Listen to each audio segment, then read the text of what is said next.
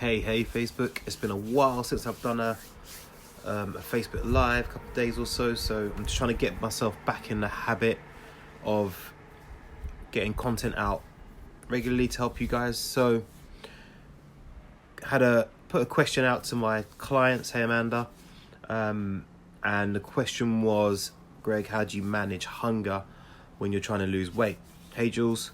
So I thought I'd do a quick hey Rachel, a quick 5 steps to managing your hunger when trying to lose weight. Because look, when you're trying to lose weight, you're going to be trying to eat less calories than you currently normally take in, and it's a bit of a shock for you, right? You're kind of like, wow, all of a sudden I'm eating a lot less, and it's really hard. So here are like my 5 steps to help you kind of manage that hunger, still get results and not want to kill yourself in the process. Number 4 is could be a game changer for a lot of you.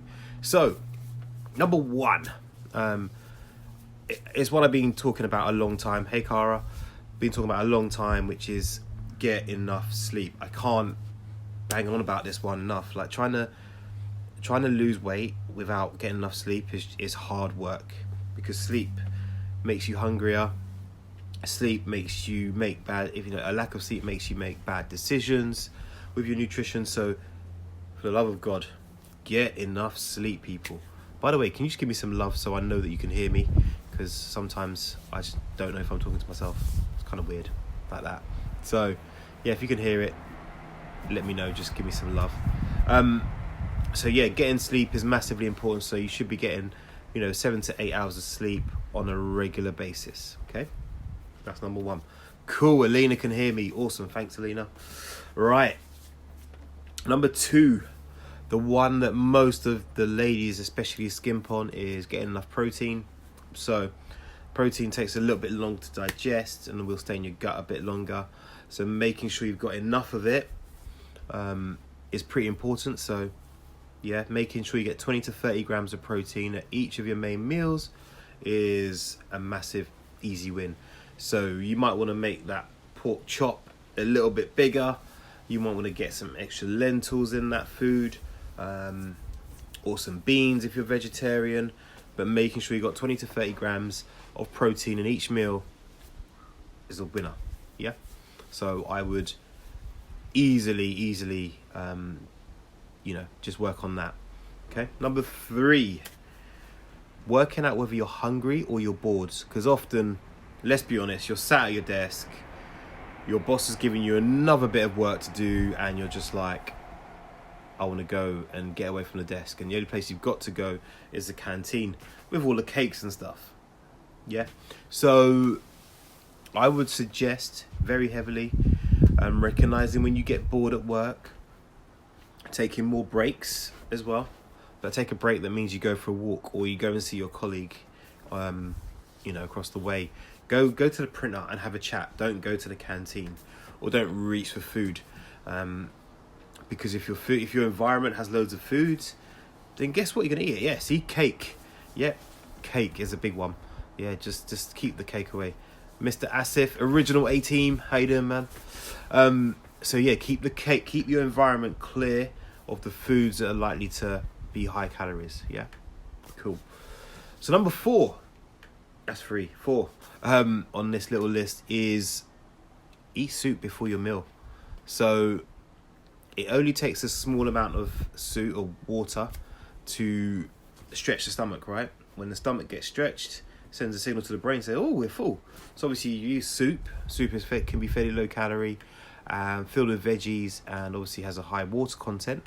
Then guess what? It's going to stretch the stomach, and it's going to make you think that you're a little bit fuller than you potentially are. So bowl of soup before your main meal. Game changer, absolute game changer. So that's probably the big one that I didn't even really think about the other day when I was thinking about this. So yeah, get that soup in. So have a bowl of soup before your main meal. Hey Jojo, watch your stomach kind of, well, you won't watch it, but your stomach will expand. You'll have room to have a decent meal but you won't eat as much. Hey Jojo, hope you're good.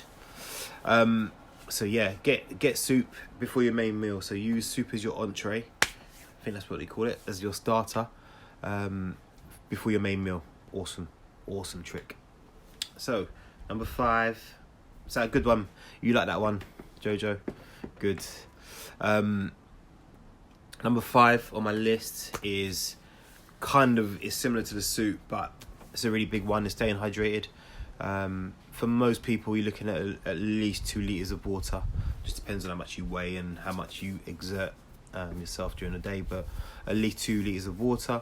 Often in between meals, if you've got a gap of about 3 hours or so, you then obviously having some water in between, again, stretches the stomach, make sure that you're hydrated, because you need to be hydrated to stay healthy.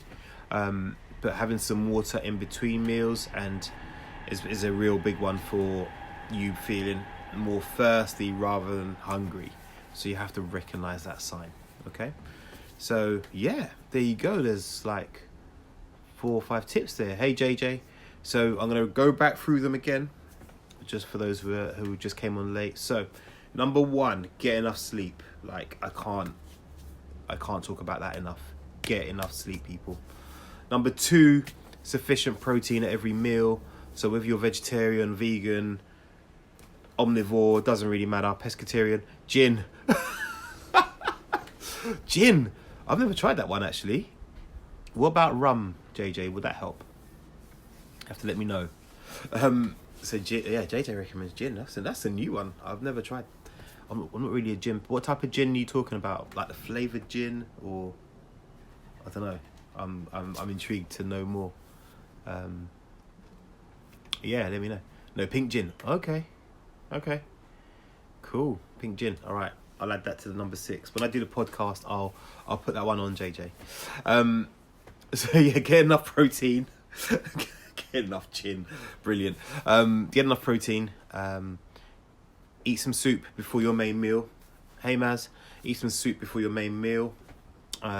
Stay in hydrated. No, you're not a bad coach. You're a naughty coach. That's what you are. I'm gonna tell your clients about you. So where I see it, eat some soup before your main meal. That will help you feel fuller.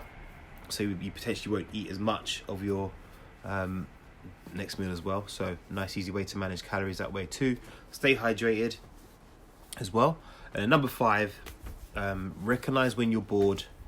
And eating for boredom. So make sure your environment is clear of the foods that you're likely to throw you off track.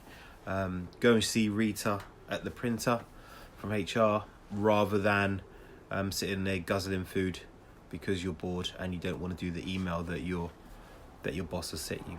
Okay, so make sure you take enough breaks, because I think often we don't take enough breaks. You tend to go, oh, do you know what? I need to just eat something just for boredom's sake. And often that's the case, especially with the women I work with who are more often not professionals, sat in offices. It's like, yeah, let me have a little cake before I write this long-ass email to the annoying person in payroll that I have to write. So, yeah, there we go. So, yeah, if you think this has been valuable, useful, drop a comment below. Or share it with a friend or tag a friend, whatever you need to do. If you watch this on a replay, just comment replay. But don't listen to JJ. Gin is not good for you. I'm sure. I'm going to look it up. I'm sure there's never been anything about gin. All right, peeps. All right, I'm off, and I will speak to you all soon. Laters.